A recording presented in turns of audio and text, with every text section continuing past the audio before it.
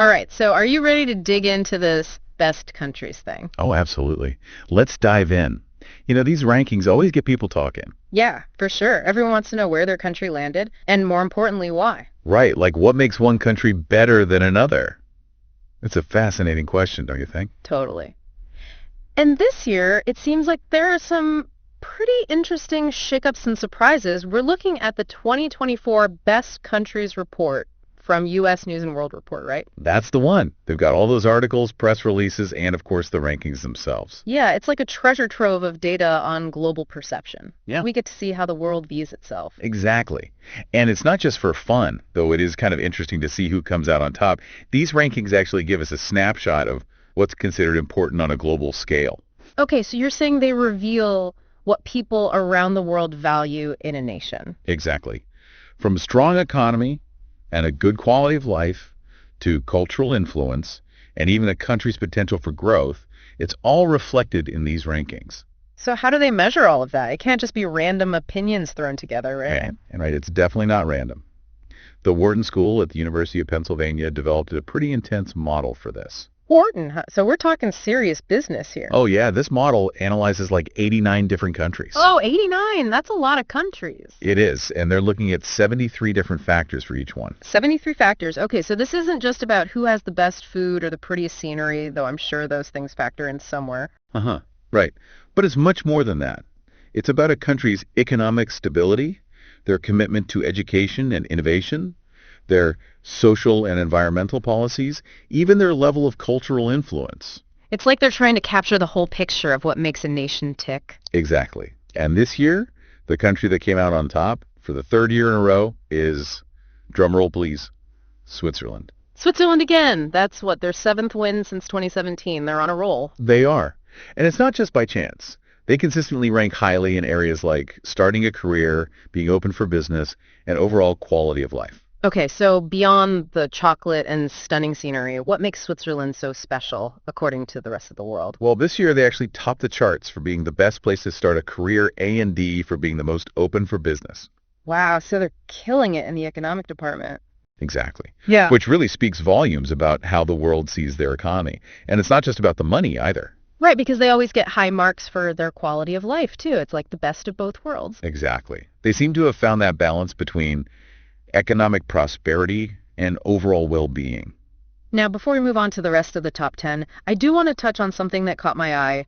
This whole open for business thing is interesting, especially because one of the key factors shaking things up this year is a sub-ranking called Movers, which focuses on a country's future potential. Oh yeah, that movers category is all about spotting the rising stars. Right, the ones to watch. So who are these movers and shakers? Who snagged that top spot? Well, get this. The United Arab Emirates came out on top in the movers category. The UAE. That's pretty impressive. They're definitely a force to be reckoned with these days. Who else is in the mix? Right behind the UAE, you've got China and Qatar. Interesting. There's definitely a lot of buzz surrounding those economies these days, but let's get back to the overall rankings for a moment. We've got Switzerland in the lead. Who else rounds out the top three? Well, here's where it gets really interesting. Japan made a huge leap from 6th place all the way to 2nd. Wow, 2nd place. They must be doing something, right? What's their secret? They really excelled in the entrepreneurship and cultural influence categories. But here's the kicker. They didn't even make the top 20 for being business friendly. Wait, what? That seems like a total contradiction. They're killing it in areas like entrepreneurship but aren't seen as welcoming to businesses.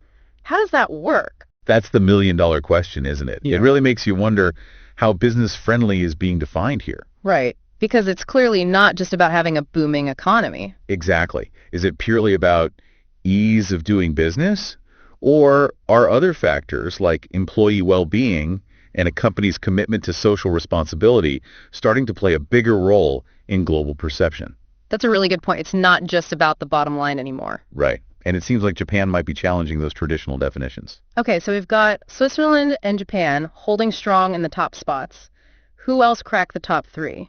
Well, the United States climbed a couple of spots to secure 3rd place this year. So the U.S. is back in the game. That's their highest ranking in almost a decade, right? You got it. It seems they've regained some ground on the global stage. So what propelled the U.S. back into the top three? They saw a significant boost in the open for business category. That makes sense. The U.S. economy is nothing to sneeze at, even with all the ups and downs lately. But here's another head scratcher for you. The U.S. ranked first in both agility and power, second for entrepreneurship, yet it didn't even crack the top 20 for quality of life or retirement. Now, that is interesting. It seems the perception of the American dream might need a bit of an update. It really makes you wonder, what does power really mean if it doesn't translate into a good quality of life for its people? Right. Is it all just smoke and mirrors, or is there something more to it? It really highlights how these external perceptions don't always match up with the reality on the ground. All right, so we've got a fascinating paradox on our hands with the U.S. Before we dive deeper into those other categories and uncover some hidden gems, give us the rundown of the rest of the top 10. You got it. Coming in after the U.S., we've got Canada in fourth place, followed by Australia, Sweden, Germany, the United Kingdom, New Zealand, and rounding out the top 10 is Denmark. It's kind of wild, right? How some countries become like synonymous with certain things. Totally, like Switzerland and chocolate? Well, yeah, that too. But I was thinking more along the lines of their business-friendly environment. Right, like how Switzerland equals starting a career, at least according to these rankings. Exactly. But these rankings also reveal where a country's reputation might not tell the whole story, you know. Right, like how the U.S. ranks high in power and entrepreneurship, but not so much in quality of life. It makes you wonder what's going on beneath the surface. For sure. There's always more than meets the eye. What other intriguing details did you find as you dug into those individual categories? Ooh, so many. There's so much good stuff in here. But I'm curious, what about those countries that didn't quite crack the top 3? Are there any hidden gems we should know about? Oh, absolutely. And speaking of hidden gems, let's talk about Denmark for a moment. They snagged that coveted #1 spot for quality of life. Denmark, huh? What makes them so special in that regard? They don't always get as much attention as, say, Switzerland or Japan. That's what makes them a hidden gem. They're kind of like under the radar, but they're doing some really amazing things when it comes to creating a high quality of life for their citizens. Okay, so spill the tea.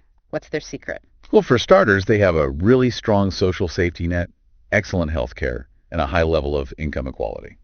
So they've got the whole well-being thing down pat. What about the whole work-life balance thing everyone's always talking about? They've got that covered too.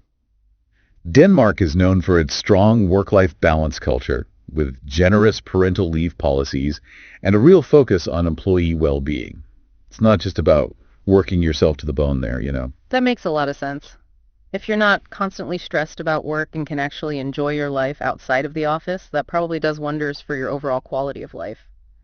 It's interesting, though, we were just talking about how Japan didn't even crack the top 20 for being business-friendly, even though their economy seems to be doing pretty well. I wonder if their approach to work-life balance factors into that perception at all. It's a good point. Maybe the definition of business-friendly is starting to include things like employee satisfaction and a company's commitment to social responsibility. It's like the world is waking up to the idea that there's more to success than just GDP and profit margins. Right. And speaking of a more holistic view of success, Denmark also ranks second for social purpose. Which, remind me, takes into account things like... Exactly. Human rights, environmental protection, and equality. They're not just talking the talk, they're walking the walk when it comes to creating a fairer and more sustainable society. Okay, Denmark is officially on my list of places to visit. Now, we can't talk about hidden gems without mentioning Sweden. Absolutely. Sweden might have slipped a bit in the overall rankings this year, but it still holds the title of Best Country for Women. I am not surprised at all. They've always had such a strong reputation for gender equality. And it's not just about equality on paper. It's reflected in their society as a whole. They've made incredible strides in closing the gender gap in areas like education, employment, and political representation. So it's baked into their culture, not just a box to be ticked. What else makes Sweden stand out in these rankings? Well, for one, they're right up there with Denmark in terms of quality of life, coming in at #2. And they also snagged the second place spot for green living, which speaks volumes about their commitment to environmental sustainability. They're really leading the charge when it comes to tackling climate change and creating a greener future. It's incredible how both Denmark and Sweden prioritize those social and environmental values so highly. It's like they're trying to create a better future for everyone, not just their own citizens. I think that's a big part of what makes them so appealing to people around the world. Like they're saying, hey, we're not perfect, but we're trying our best to make the world a better place. And that message seems to be resonating, especially with younger generations who are increasingly concerned about issues like climate change and social justice. Okay, before we move on to our final takeaways, I want to circle back to something we touched on earlier, the agility and power categories. Mm. You mentioned that the U.S. ranked first in both of those areas. What exactly does that mean in the context of these rankings? Well, it essentially reflects the perception of the U.S. as a global leader, a Mhm. country that can quickly adapt to change and exert significant influence on the world stage. Yeah. And part of that influence stems from their highly regarded education system. Right. The U.S. does have some of the top universities in the world. Exactly. And the report highlighted that, pointing to the global recognition of their universities and educational system as a key factor in their overall influence. It's like a ripple effect. A strong education system can lead to advancements in science, technology, and innovation, which in turn can bolster a country's global standing. So it's not just about military might or economic dominance anymore. Education and innovation are becoming increasingly important forms of power on the world stage. Okay, before we move on to our final takeaways, I want to circle back to a topic that I found particularly interesting, the contrasting views on artificial intelligence between Western and Eastern nations. That's a good one. And the report really highlights how cultural perspectives can shape a country's approach to emerging technologies. Wow. We talked about how the East seems much more optimistic about AI, while the West is a bit more cautious, even wary. What are some of the potential implications of this cultural divide as we move further into the age of AI? It really is amazing how much these rankings tell us, not just about the countries themselves, but about us. Oh, absolutely. It's like a global mirror reflecting our values and priorities back at us. And maybe even some of our fears, too. Right? I mean, we talked about those differing views on artificial intelligence between the East and the West, and it really makes you stop and think. Definitely. It's one thing to acknowledge those different perspectives, but then the question becomes, what do we do with that knowledge? How do we bridge that divide? Especially with something as potentially world-changing as AI. It's not like we can just ignore it and hope it goes away. Exactly. And this is where things get really interesting, because on the one hand, you've got the East embracing AI with open arms, charging full speed ahead into this uncharted territory. And they've already made some pretty impressive advancements in the field, too. Oh, for sure. They're pushing the boundaries of what's possible, which is exciting. But then you have the West kind of pumping the brakes a little bit, urging caution, and really emphasizing the need for responsible development. Yeah, like let's not just create a bunch of super intelligent robots before we figure out how to make sure they're not going to turn against us. Exactly. And who's to say which approach is better, right? Maybe it's about finding that middle ground, balancing that drive for innovation with a healthy dose of caution and ethical consideration. Right, because it's not like progress and responsibility have to be mutually exclusive. Precisely. And that's something to keep in mind as we navigate these uncharted waters of AI. It's a global conversation that needs to be had with everyone at the table. Couldn't agree more.